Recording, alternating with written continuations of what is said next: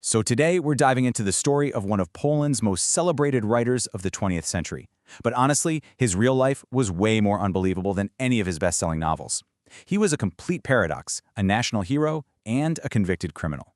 This is our explainer on the incredible Sergiusz Piasecki. People were obsessed with his books. The famous critic Marian Himisar said they just stuck to you. You know the kind? The type of story you just can't put down? His writing had this raw, magnetic energy that just captivated everyone. Okay, so when you hear celebrated author, what comes to mind, right? Probably some quiet, academic type, maybe spending his days in a dusty old library. Well, with Piasecki, the reality couldn't have been more different. Yep, you heard that right. The man behind some of Poland's most treasured books was a card-carrying member of the criminal underworld.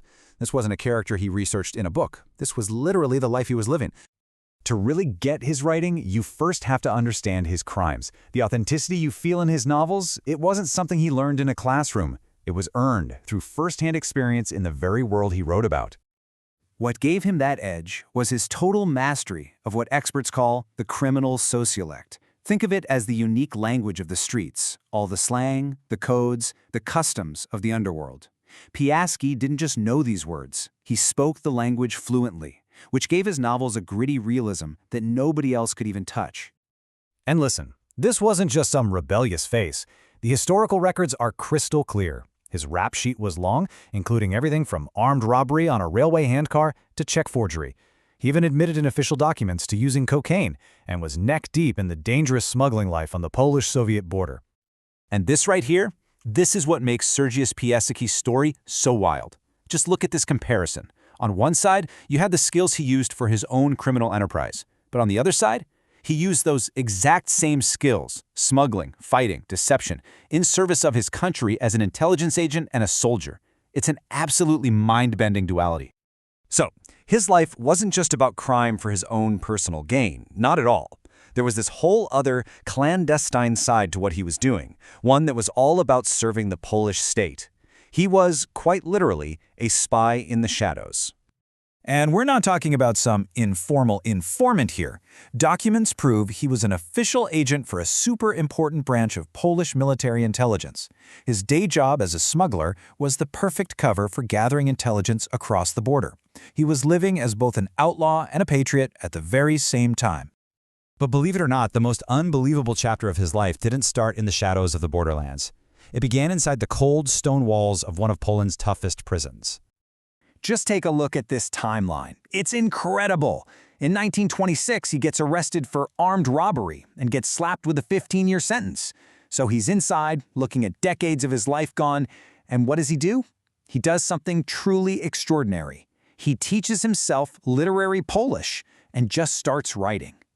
A decade later, while still in prison, he publishes his first novel. And what happened when he did? Well, this single number says it all. His debut novel, written from a prison cell by a convicted robber, shot up the charts to become the third most popular book in the entire country. It was a total literary bombshell. And his success wasn't some fluke. Readers and critics were just blown away because his novels gave them something nobody else could. The raw, unfiltered truth of a life lived on the absolute edge, coming straight from a guy who had actually been there and done that. So, after he was finally released, Piasecki's life took yet another sharp turn. The smuggler, spy, and criminal now added a new title to his resume: a fierce, unapologetic political writer and a dedicated enemy of communism.